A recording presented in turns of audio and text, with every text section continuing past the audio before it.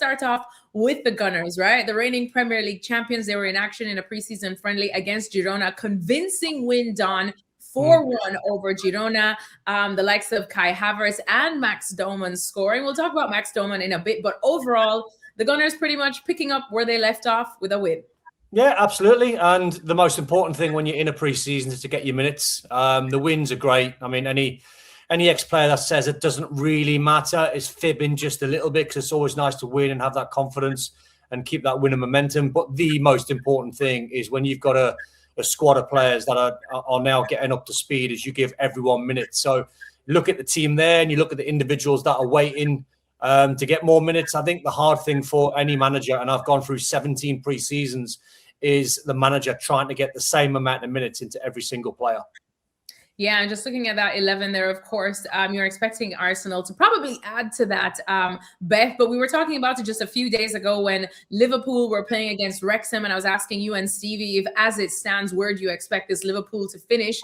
With Arsenal now, it is a championship-winning squad so far. As it stands, how confident would Mikel Arteta be heading into the next season? I think he should be really confident, to be honest. I think we seem to have evolved away the last couple of years from that space where teams had to get 96, 97 points to guarantee winning the Premier League. I think it's much more open now. I don't think Arsenal are anywhere near the quality that Manchester City were, for example, in their very best teams under Pep Guardiola, but they're still a very strong team. And I think more importantly than that, a really strong squad.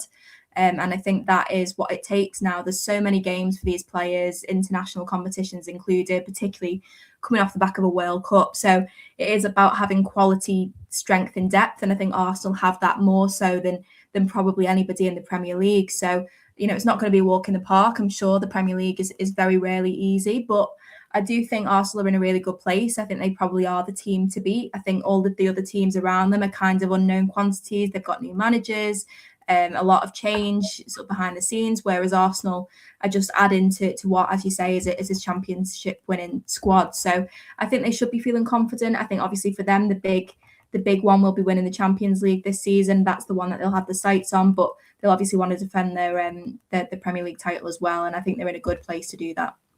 Yeah, and of course, Arsenal, like we said, coming off of a title-winning season. They had many highlights of the season, despite it being a roller coaster of emotions for the Gunners.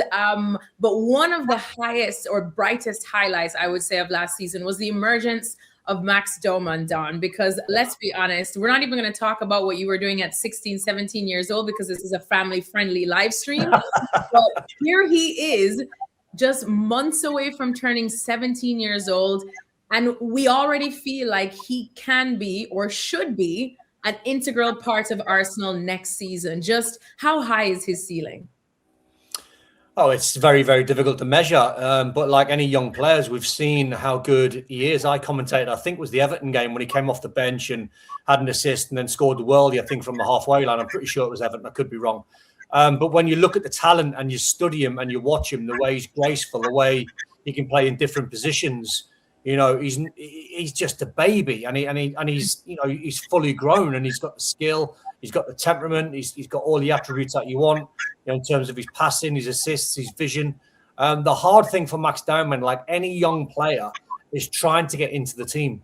Yeah. That's the hardest thing, because everyone will be pushing him. The media, the likes of us who recognise how much of a good player he's going to be, you want to see him more.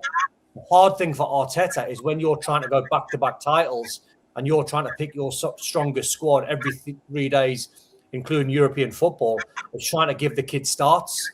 That's the hard thing, but he will be patient because he is very young. He has got a manager in Arteta that knows he's been a young player himself and played for some very big clubs and found it hard to try and get into those big clubs on a start and regular basis. But that's the hard part for Dowman, is staying patient, because he'll know.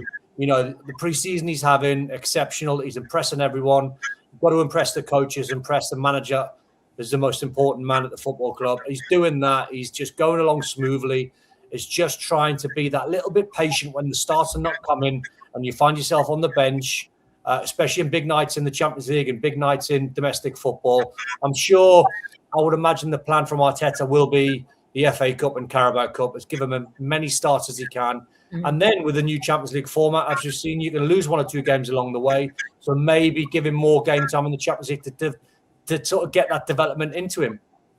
Yeah, Don talks about the FA Cup, and it was actually the FA Cup last season, Beth, where I remember, of course, Arsenal lost to Southampton, but when Max Dowman was brought on, that's when they seemed revitalized and that they could still be in it, not Southampton. And of course, we know how that story ended, but he was the one highlight of that game. And now he continues to impress in preseason. Do you think from what we've seen from him so far, he's at least made somewhat of a case for a more prominent role next season?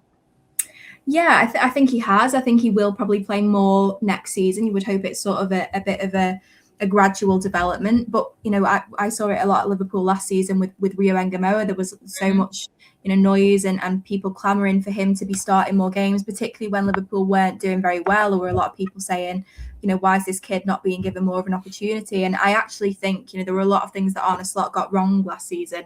I think the management of Rio Ngamoa was probably right. There were maybe a couple of occasions where instead of, you know, 5-10 minutes, he could have got 15. But I think for the most part, the club were very conscious of not wanting to put too much pressure on him, not wanting to overburden him, because at the end of the day, they are so young, you know, 16, 17 years old. Is incredibly young to be playing for a club like Arsenal, to be playing for a club like Liverpool. And I think, you know, toward the end of last season, Liverpool reaped the rewards of having that patience with Ngamoa, because he was able to play a little bit more. He'd stayed fit. And even, I mean, you look at Lamine Yamal, who is, you know, arguably the best young talent in world football. And despite the fact that he won the World Cup in the summer, I'm sure in terms of his individual performance, even he would say it wasn't his best World Cup. But then when you compare the amount of minutes that he's already played compared to what Lionel Messi had played by his age, it's so wildly different. Lamine Yamal has played so many more minutes than Messi had by the time that he was 19 years old. So, you know, you have to be so careful with these young players. Bukayo Saka played an awful lot when he was a younger player and has started having a couple of injury issues over the past couple of years. So as much as it's tempting, I think, to try and throw these young players in, and it's important, like Don said, to keep on building up and giving them opportunities, whether that be in the Cups or the early stages of the Champions League, you also do have to bear in mind that, you know, the bodies are still developing and it will take time, and you've got to be careful with them as well. Yeah, 100%. And Beth brings up a great point there, Don. Just a two-part question, I suppose, for you, because how would you want to see Max Dowman manage now at Arsenal? And where does he fall when we talk about the youngsters in the world that are setting the world alight? Of course, Lamine Yamal probably being right there at the top. He's now freshly a world champion. But, you know, even at 19, he already feels like a veteran with the way Barcelona rely on him. And you see that a lot at Barcelona with Gavi, with Pedri as well. But you also see how now they have picked up certain niggling injuries. You look at Mexico, who have Gilberto Mora as well, who was helping Mexico get to the knockout rounds of the World Cup and then graduating from high school the next day. So Max Dowman, where does he fit in that conversation, and how do you want to see him managed? Do you know what? I don't think he should fit into the conversation. I don't think he should, because you're trying to compare Dowman to Yamal, and they are at this present time worlds apart. But that doesn't mean they're worlds apart in ability. It's just, as Beth said, it's Yamal's got all these appearances behind him, so he's strong. He's a strong, fit lad. Where Dowman's trying to get his Premier League legs, he's trying to be physically strong. He's trying to, you know, have that capability where he can churn out. You know, I think if Arteta had said in pre-season or says in pre-season, Dowman's going to play 20 games in whatever competition that might be.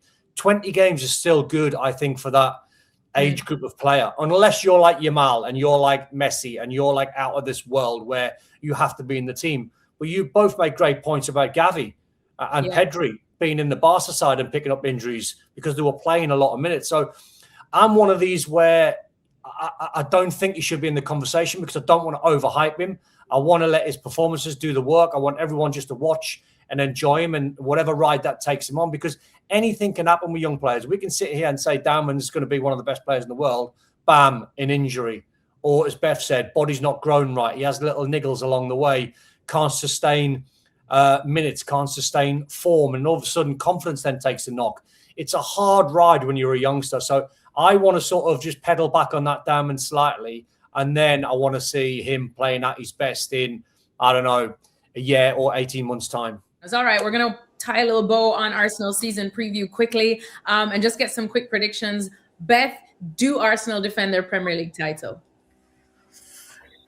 Yes, I think they do, just because I think that there are too many unknowns about the other teams. So I'm going to say that they're probably in the best shape to go on and defend the title. Don? Yeah, I think only just. Only just. Who's coming in second? Who's pushing them? City again? Well, I think Chelsea are a very unknown, no European football whatsoever. Man City and the Maresca will be there. Liverpool can't be as bad as what they were last season. So I think everyone will be a little bit closer. The only reason why I say just is because, as Beth said before, there's a lot of Arsenal players have had a lot of minutes over the last 2 years. So jaded, you might see Arsenal be in the first few weeks of the season, but I think we'll get on a roll. I think we'll just about do it.